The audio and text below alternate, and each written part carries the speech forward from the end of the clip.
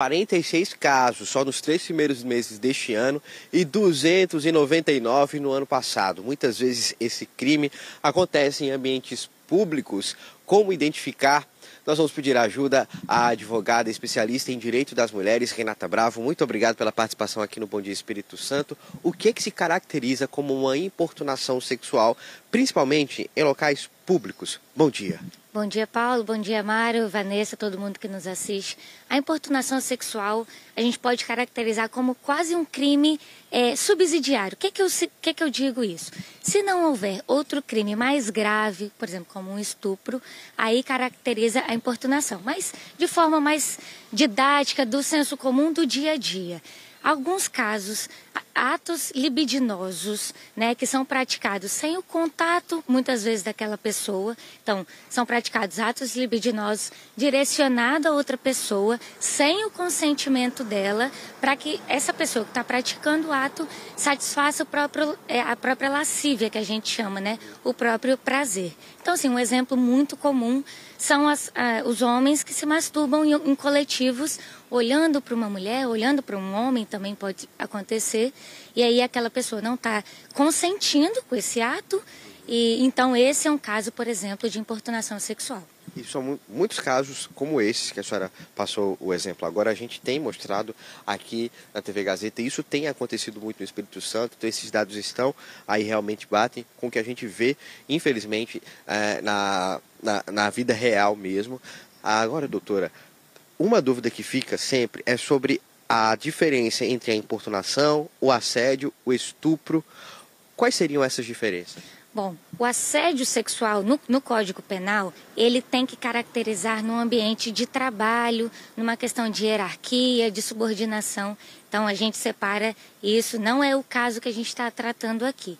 A diferença do estupro para importunação sexual é que no estupro tem que caracterizar uma ameaça, uma grave ameaça ou uma violência.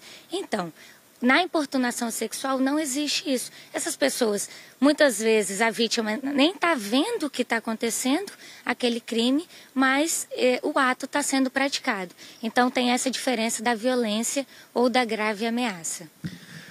Doutora, a CESP também tem computado agora os casos de importunação sexual no ambiente web, na internet. Foram 25 casos no ano passado, né? Como é que se caracteriza esse crime na internet? Como eu falei, né, a vítima pode muitas vezes nem estar vendo que aquele ato está sendo praticado, mas num exemplo simples assim, e que muitas vezes acontece mesmo, se estiver fazendo uma videochamada entre duas pessoas e se o autor do crime começar a praticar um ato libidinoso sem o consentimento daquela pessoa. Então, se estiver numa reunião de trabalho, por exemplo, via videoconferência, isso pode caracterizar, sim, uma importunação sexual e ali nesse ambiente virtual. Vamos falar agora, então, como provar esses crimes, né? Já que não existe um contato, como essas mulheres elas podem provar que foram vítimas desse tipo de crime?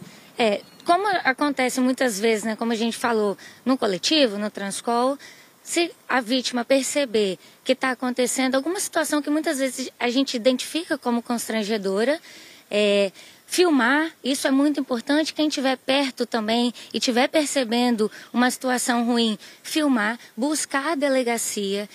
Se estiver no coletivo, né, acionar o motorista, ligar para o 190, porque é um crime que a gente chama de ação pública incondicionada. A partir do momento que o Estado toma ciência, ele tem que prosseguir com a investigação e pode denunciar se o fato efetivamente aconteceu, né, ficou comprovado ali. E qual a experiência que a senhora tem em direitos das mulheres? A senhora acredita que o Estado está preparado hoje para receber esse tipo de crime, para acolher essas mulheres, para tratar bem essas mulheres durante esse ato aí da denúncia? Olha, de ter esses dados compilados, a gente já identifica como um grande avanço. É claro que o Estado, aí estou falando de todos os entes, precisam de capacitação contínua. É isso que a gente defende. Então, o crime de importunação sexual, ele não está desde o início do Código Penal. Ele é mais recente. Muitas vezes os agentes públicos podem não estar tão cientes de como identificar, de como acolher. É importante o acolhimento humanizado dessas mulheres, muitas vezes das adolescentes que sofrem esses crimes. Então, Mas é importante denunciar, é importante buscar, porque além da denúncia na polícia, o Estado tem que garantir também um apoio psicossocial.